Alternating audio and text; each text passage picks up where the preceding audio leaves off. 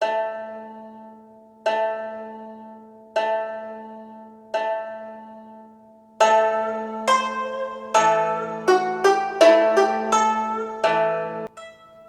شاہد ہے کہ بنو امیہ کے دور حکومت میں جہاد کا عظیم ماحول بنا ہوا تھا، بلکہ عام طور پر اموی حکمرانوں کا کام ہی جہاد بن گیا تھا، جو سبب بن گیا تھا اسلام کا کلمہ بلند کرنے اور اس کی روشنی دنیا کے مشرق اور مغرب میں خشکی سے لے کر سمندر تک پھیلانے کا۔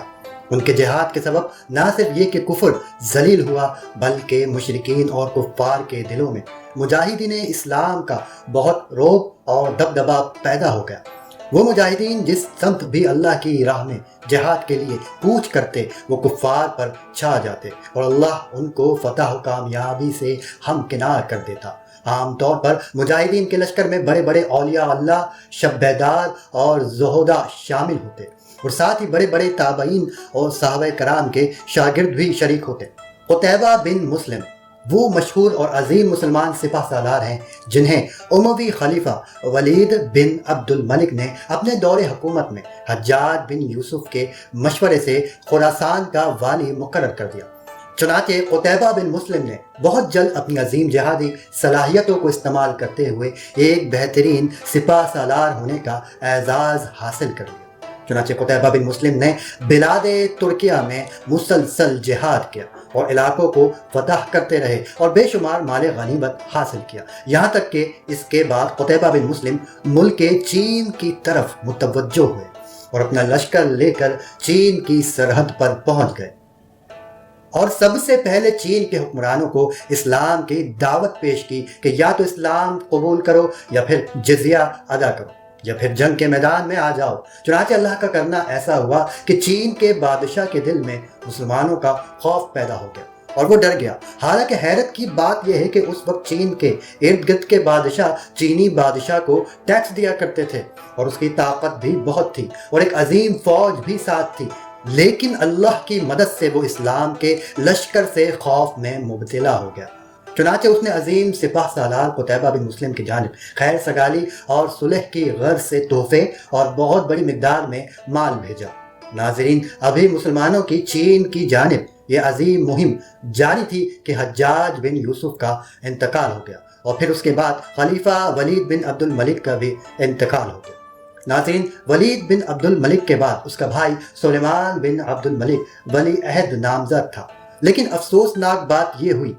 کہ ولید بن عبد الملک اپنی زندگی میں ہی اپنے بھائی کی جگہ اپنے بیٹے عبد العزیز کو ولی عہد نامزد کرنا چاہتا تھا، اور اس ارادے کی تائید کرنے والوں میں حجاج بن یوسف اور قتیبہ بن مسلم بھی شامل تھے، اور اس کی وجہ سے سلیمان بن عبد الملک جو کہ ولید بن عبد الملک کا بھائی تھا، اس کے دل میں حجاج بن یوسف اور قتیبہ بن مسلم سے سخت دشمنی پیدا ہو گئی۔ لیکن اس سے پہلے کہ ولید بن عبد الملک اپنے ارادے کی تکمیل کرتا، اس کا انتقال ہو گیا، لہذا سلیمان بن عبد الملک خلیفہ بن گیا۔ قتیبہ بن مسلم کو جب اس صورتحال کا پتہ چلا تو اس نے خراسان کی فوج اور سرداران لشکر کو جمع کر کے اپنے اس ارادے کا اظہار کیا کہ سلیمان بن عبد الملک کی خلافت سے انکار کر دیا جائے۔ لیکن اس کے برعکس کچھ یوں ہوا کہ قتیبہ بن مسلم کی فوج میں شامل لوگوں کا تعلق زیادہ تر بنو تمیم سے تھا، اور بنو تمیم کا سردار وقیع تھا۔ چنانچہ جب وقیع نے یہ دیکھا تو اس نے فوراً سلیمان بن عبد الملک کے حق میں لوگوں سے بیعت لینی شروع کر دی، اور آہستہ آہستہ لوگ وقیع کے ساتھ ہو گئے۔ قتیبہ بن مسلم نے بہت چاہا کہ لوگ اس کی سنیں، لیکن کوئی اچھا رد عمل نہیں ملا، یہاں تک کہ اسی کی فوج اس کے خلاف ہو گئی اور لوگ قتیبہ بن مسلم کی گستاخیاں کرنے لگے۔ آخرکار لشکر نے قتیبہ بن مسلم اور اس کے رشتہ داروں کی ہر چیز لوٹنا شروع کر دی اور ایک ایک کر کے قتیبہ بن مسلم کے ساتھیوں کو قتل کرنا شروع کر دیا۔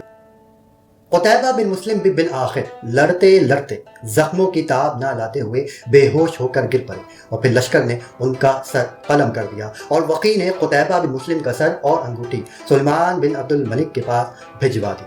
ناظرین، یہ حادثہ کوئی معمولی حادثہ نہیں تھا، کیونکہ قتیبہ بن مسلم نہایت زبردست سپہ سالار تھے، اور جس طرح وہ ملک فتح کرتے جا رہے تھے، اگر یہ عظیم سانحہ نہ ہوتا تو اس بات کا قوی امکان تھا کہ مسلمان چین جیسے عظیم اور بڑے ملک کو بھی فتح کر لیتے، اور آج چین مسلمانوں کا سب سے بڑا ملک ہوتا۔